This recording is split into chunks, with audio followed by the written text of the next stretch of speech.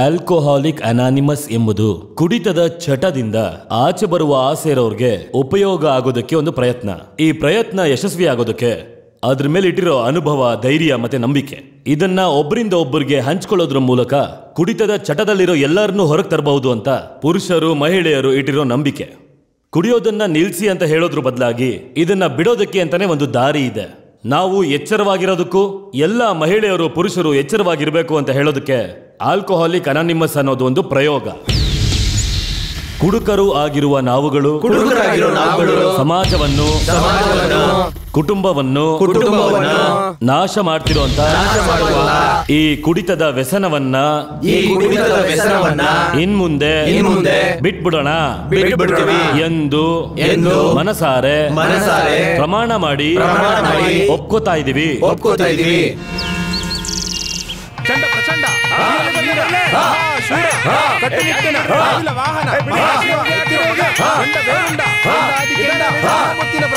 ಪಾರ್ವತಿಯ ಪುತ್ರ ಭೂಲೋಕದ ರಣವೀರ ಸರ್ದಾರ ಮೋಸ ಇಲ್ಲ ನೀರು ತರಲು ಅದೇ ನಮಗೆ ಅನಾಥ ರಕ್ಷಕ ನಮಗೆಲ್ಲ ನೀನೆ ಸನ್ನಿಧಿಗೆ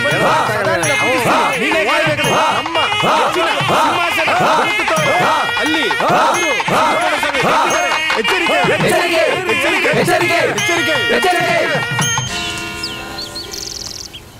ರತ್ನಮೂರ್ತಿ, ರತ್ನಮೂರ್ತಿ, ಒಂದ್ ನಿಮಿಷ.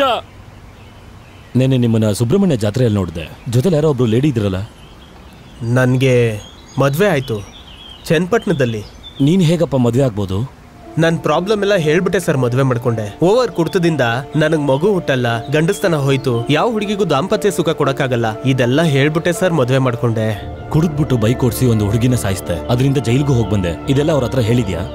ಅದನ್ನು ಹೇಳೆ ಸರ್ ಮಾಡ್ಕೊಂಡಿದ್ದು.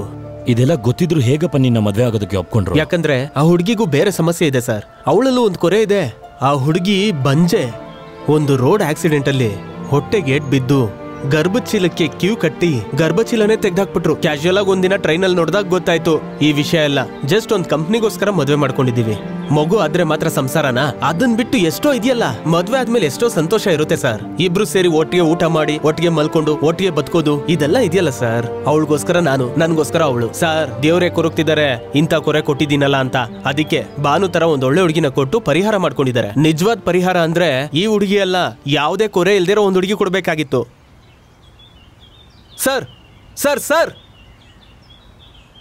ಏನ್ ಸರ್ ಕೋಪ ಮಾಡ್ಕೊಂಡು ಹೋಗ್ತಿದ್ದೀರಾ? ಮತ್ತಿನೇನಪ್ಪ, ದೇವ್ರು ಕಡಿಮೆ ಮಾಡ್ಬಿಟ್ರು ಅಂತ ಮಾತ್ಗೂ ಹೇಳ್ತಿದ್ಯಲ್ಲ. ಹಾ, ಅವರ ನಿನ್ನ ಕೈ ಹಿಡ್ಕೊಂಡೋಗಿ ಬಾರಲ್ಲಿ ಕೂರಿಸಿ ಬಾಯಿ ತೆಗೆದು ವಿಸ್ಕಿ ಉಯ್ದು ಕುಡ್ಕನ್ ತರ ಮಾಡಿರೋದು. ನಿನ್ನ ನಡತೆ, ನಿನ್ನ ಅಹಂಕಾರ, ಅದರಿಂದನೇ ನೀನ್ ಕುಡ್ಕಾಗಿದ್ದು. ಅಳತೆ ಮೀರ್ ಕುಡ್ದೆ, ಅದಕ್ಕೆ ನಿನ್ ಗಂಡಸ್ತನ ಹೋಗಿದ್ದು. ಎಷ್ಟು ಜನ ಚಿಕ್ಕ ವಯಸ್ಸಲ್ಲೇ ಗಂಡಸ್ತನ ಇಲ್ಲದೆ ಹೊಡ್ತಾರೆ. ಹಾ, ಸುಮ್ಮನೆ ದೇವ್ರ ಮೇಲೆ ಆಪಾದನೆ ಹೊರಿಸ್ತೀಯ. ಏನೋ ನಿನ್ ಒಳ್ಳೆ ಸಮಯ ಆಲ್ಕೋಹಾಲಿಕ್ ಅನಾನಿಮಸ್ ಇತ್ತು, ನೀನ್ ಬಂದು ಸೇರ್ಕೊಂಡೆ, ನಿನ್ ಸಮಸ್ಯೆ ಎಲ್ಲ ತೀರೋಯ್ತು. ಸರಿ, ಅದನ್ನ ಬಿಡು, ಇಟ್ಸ್ ಓಕೆ. ನಿನಗೆ ಮದುವೆ ಆಯಿತು, ವೆರಿ ಗುಡ್. ಇರೋ ಜೀವನ ಅನುಭವಿಸ್ತಾ ಸಂತೋಷವಾಗಿರೋ, ಅದೇ ನನಗೂ ಬೇಕಾಗಿರೋದು. ಸರ್ ಅದು ಅರ್ಥ ಆಗುತ್ತೆ. ಆಲ್ಕೋಹಾಲಿಕ್ ಅನಾನಿಮಸಲ್ಲಿ ಮಾತಾಡಿದ ವಿಚಾರ ಆಚೆ ಹೋಗಲ್ಲ, ರಹಸ್ಯವಾಗೇ ಇರುತ್ತೆ. ದೇವ್ರು ನಿನ್ನ ಚೆನ್ನಾಗಿಟ್ಟಿರಲಿ. Take care.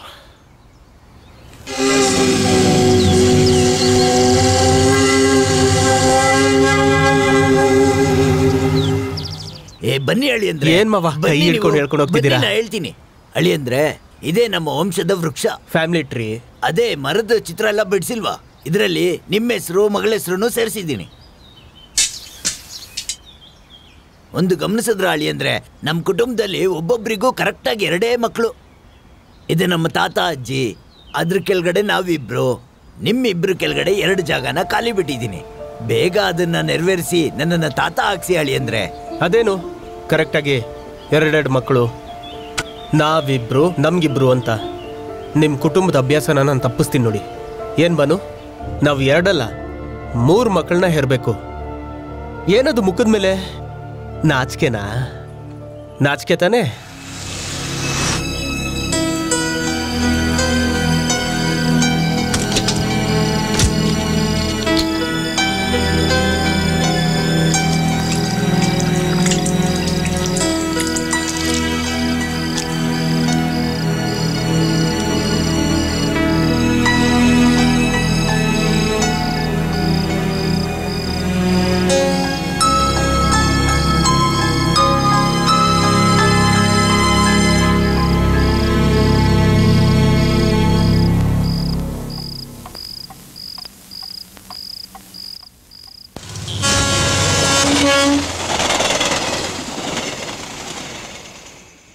ಏನ್ರಿ ಏನ್ರಿ ಏನ್ ಬಾನು? ಅಪ್ಪನ ಮುಂದೆ 3 ಮಕ್ಳು ಮಾಡ್ಕೊಳ್ಳೋಣ ಅಂದ್ರಿ, ಆದರೆ ಮದುವೆ ಆದಾಗ್ಲಿಂದ ದಿನ ರಾತ್ರಿ ಆಗೋದಕ್ಕೆ ಮೊದಲೇ ಮಲಗ್ತೀರಾ? ಮನೇಲಿ ವಿಶೇಷ ಇದೆಯಾ ಅಂತ ಕೇಳ್ತಿದ್ದಾರೆ. ನಾನು ಏನು ಅಂತ ಹೇಳಲಿ? ನೀವು ಇಲ್ಲಿವರೆಗೂ ನನ್ನ ತಬ್ಕೊಂಡೂ ಇಲ್ಲ ಅಂತ ಹೇಳಿದ್ರೆ ಯಾರಾದರೂ ನಂಬ್ತಾರಾ?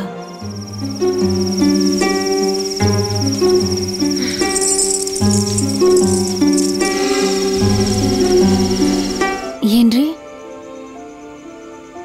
ನೀವು ನನ್ನ ಇಷ್ಟಪಟ್ಟಾನೆ ಮದುವೆ ಆಗಿದ್ದು? ಏನ್ ನಿಮ್ ಪ್ರಾಬ್ಲಮ್ಮು?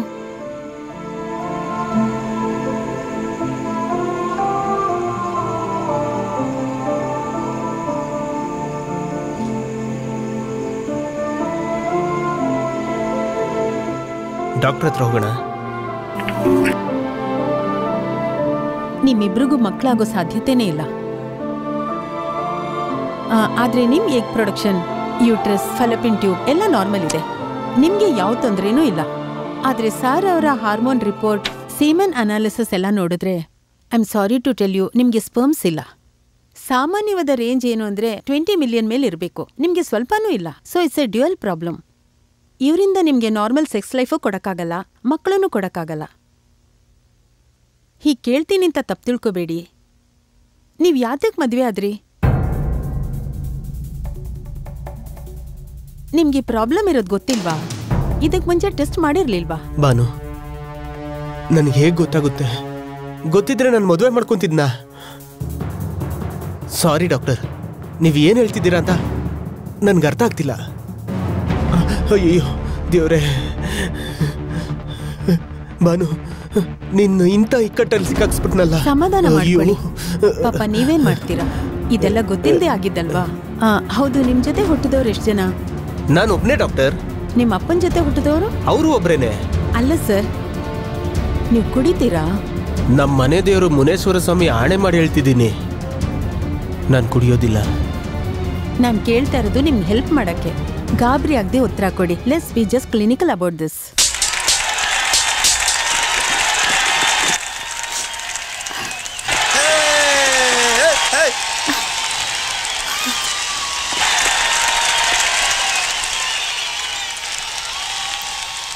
ಬೇಗ ಬೇಗ ಎಲ್ರು ಬನ್ನಿ. ಕಮಾನ್. ಡಾಕ್ಟರ್ ಹೇಳೋದು ಕೇಳಿ ಅಪ್ಸೆಟ್ ಆಗಿರ್ತೀಯ, ಅದಕ್ಕೆ ಗ್ರೌಂಡ್ವರೆಗೂ ಬಂದಿದ್ಯಾ. ನೀನ್ ಏನ್ ಬೇಕು ಮಾಡಮ್ಮ. ಮದುವೆಗೆ ಮುಂಚೆನೆ ಇದೆಲ್ಲ ಗೊತ್ತಿದ್ರೆ ಸಮಸ್ಯೆ ಇರ್ತಿರ್ಲಿಲ್ಲ. ನಾಳೆನೆ ಬಾ, ಕೋರ್ಟ್ಗೆ ಹೋಗೋಣ, ಡಿವೋರ್ಸ್ಗೆ ಅಪ್ಲೈ ಮಾಡೋಣ, ಮ್ಯೂಚುವಲ್ ಕನ್ಸರ್ನ್ ಕೊಡ್ತೀನಿ. ಅದೇ ನ್ಯಾಯ, ಅದೇ ಕರೆಕ್ಟು. ನನಗೋಸ್ಕರ ಲೈಫ್ ಲಾಂಗ್ ನೀನೆಂತಕ್ಕೆ ಬಂದೆ ಅಂತ ಹೇಳಿಸ್ಕೋಬೇಕು? ಪ್ಲೀಸ್ ಮಾ, ಪ್ಲೀಸ್ ಮಾ, ಪ್ಲೀಸ್ ಅಮ್ಮ, ನನ್ನ ಬಿಟ್ಟು ಹೋಗ್ಬೇಡ. ನೀನೇ ನನ್ನ ಜೀವ. ಪ್ಲೀಸ್ ಬಾನು, ನಾನು ಕೇಳ್ತಿರೋ ಜಾಸ್ತಿನೇ, ಆದ್ರೆ ಸ್ವಲ್ಪ ಯೋಚನೆ ಮಾಡಿ. ಎಷ್ಟೋ ಜನ ಮಕ್ಕಳಿಲ್ಲದೆ ಕುಟುಂಬ ನಡೆಸಿಲ್ವಾ? ಸಂತೋಷವಾಗಿಲ್ವಾ? ಮಗು ಇಲ್ಲ ಅಂದ್ರೆ ಏನು?